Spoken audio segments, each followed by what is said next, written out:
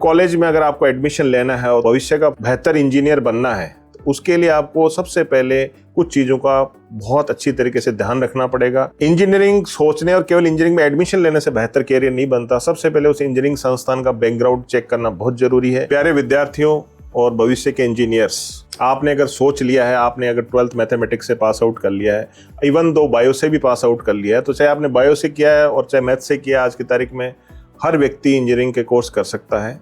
तो ऐसे विद्यार्थी जिन्होंने सोच लिया है कि मुझे अब इंजीनियरिंग करनी है और उन्होंने जेईई का एग्जाम ले लिया है या फिर रीप का एग्जाम दिया है, तो ऐसे विद्यार्थियों के लिए शेखावटी ग्रुप ऑफ इंस्टीट्यूशन का इंजीनियरिंग कॉलेज, जिसको Shekhawati institute of engineering and technology कहते हैं, कॉलेज में अगर आपको एडमिशन लेना है और भविष्य का बेहतर इंजीनियर बनना है तो उसके लिए आपको सबसे पहले कुछ चीज़ों का बहुत अच्छी तरीके से ध्यान रखना पड़ेगा कि इंजीनियरिंग सोचने और केवल इंजीनियरिंग में एडमिशन लेने से बेहतर कैरियर नहीं बनता। सबसे पहले उस इंजीनियरिंग संस्थान का बैकग्राउंड चेक करना बहुत जरूरी है।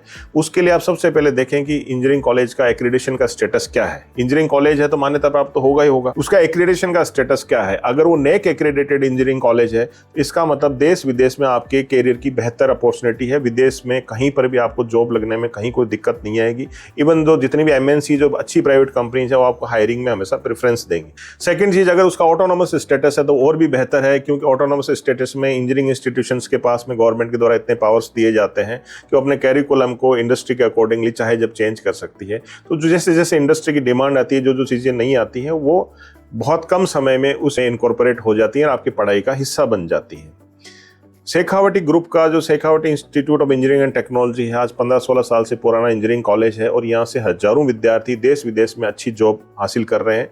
इसमें प्रवेश लेने के लिए आपको रीप के थ्रू एग्जाम होते हैं या फिर आप डायरेक्ट एडमिशन के लिए भी अप्लाई कर सकते हैं, जो मेरिट बेसिस पे एडमिशन्स हो जाते हैं। इंजीनियरिंग में आज की डेट में जो सबसे डिमांडिंग ब्रांचेज हैं वो कंप्यूटर साइंस, आर्टिफिशियल इंटेलिजेंस और एग्रीकल्चर इंजीनियरिंग है। ये दोनों ब्रांचेज इस इंस्टीट्यूशन में उपलब्ध हैं।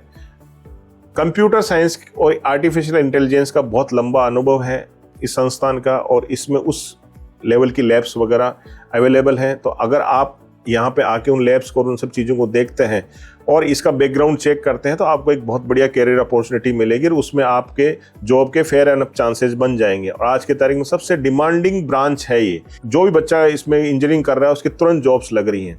उसके अलावा अगर आपको गवर्नमेंट सेक्टर में जॉब्स चाहिए तो आपको एग्रीकल्चर इंजीनियरिंग करना चाहिए। एग्रीकल्चर इंजीनियरिंग में हमारे जितने बैच पास आउट हुए हैं उन बच्चों में लगभग 60 to 70% लोग आज की तारीख में गवर्नमेंट जॉब्स लग चुके हैं। फ्यूचर में भी इसमें जॉब्स की बहुत अच्छी अपॉर्चुनिटी अवेलेबल है।